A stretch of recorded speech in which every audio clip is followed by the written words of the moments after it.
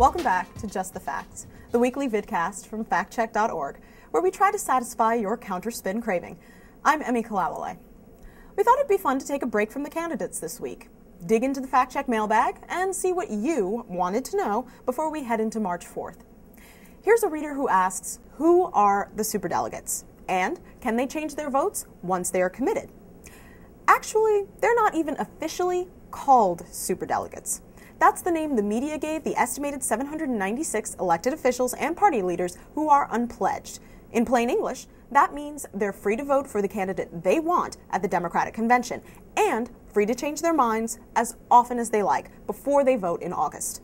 Superdelegates include Democratic House and Senate members, governors, former presidents and vice presidents, former leaders of the U.S. Senate, former House speakers and minority leaders, and former Democratic National Committee chairs. The president and vice president are also superdelegates, but that's only when they're Democrats. Next question.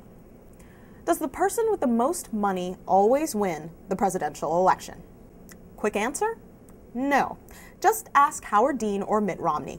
They both topped the fundraising list early in their primary races. But last we checked, Dean's never been commander-in-chief, and Romney just endorsed presumed GOP nominee Arizona Senator John McCain.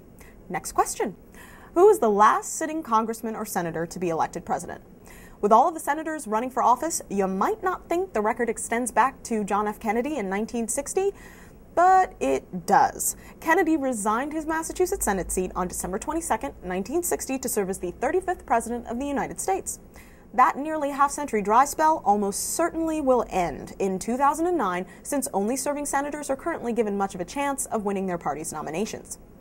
This next and last question is a personal favorite of mine. Is there a standard accepted definition of what constitutes the middle class? Well, nearly all of the candidates use this tactic to appeal to all voters, and it works, because there's no accepted definition for middle class.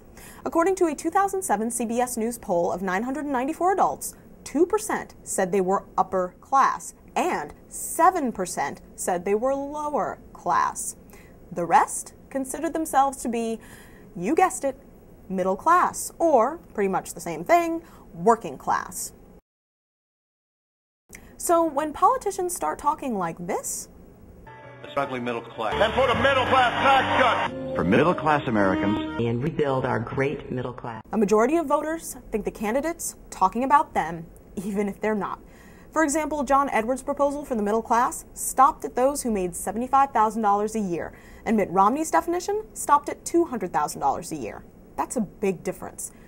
And that's it for the FactCheck Mailbag and this episode of Just the Facts. For more answers to your questions, check out our website at www.factcheck.org/askfactcheck, where we do our best to respond to your questions. But please steer clear of the meaning of the universe questions. And no, we won't do your homework. I'm Emmy Kalawale. Thanks for watching, and see you next week.